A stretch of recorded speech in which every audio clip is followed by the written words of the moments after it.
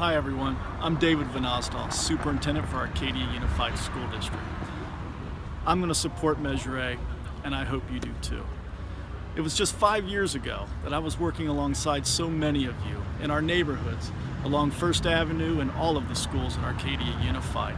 We were phone banking, we were walking precincts, we were knocking on doors, and we were gaining support for Arcadia schools during a very difficult time. I also remember having conversations with many of you during that time, and what we were talking about was hope.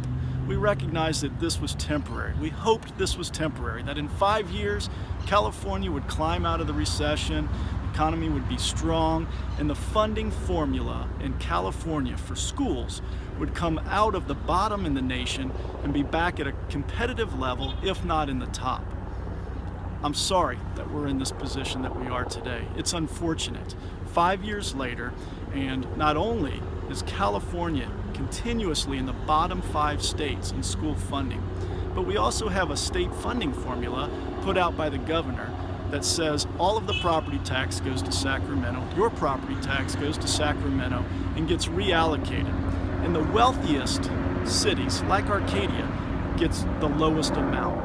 So not only are we in a state with one of the lowest funding in the nation, but we're a loser when it comes to the state funding formula that's giving our money across the state without giving our students an adequate amount. I want to talk about Measure A and what it means for us. That money bought 40 teachers and 3 counselors 5 years ago. As the years go by, the spending power of that gets less and less. It's now supporting 28 teachers and 3 counselors. That's going to run out at the end of this year. Now, you probably saw on social media or in the paper, we just got recognized by the College Board for being on the AP honor roll as a district. This is a huge honor. What it means is we are now putting all of our students, almost all of our students, in rigorous classes, AP classes, and exposing them to some of the most rigorous classes. And we're continuing to get the top scores that we've been getting across the country. So the staff that we're going to use with this money, it's vital to maintaining that reputation of excellence that we have. Now, here's what I need from you. First of all, I need you to make sure that you're registered. And we have links that are accessible on our website if you're not, to be able to register. Also, we need to make sure that you vote. The election is going to be on March 7th, but of course you can send in a mail-in ballot. A lot of people find that much easier to do, especially if you're a recent graduate and you're in college and you still have an address here in Arcadia. We'd appreciate it if you would support us on this.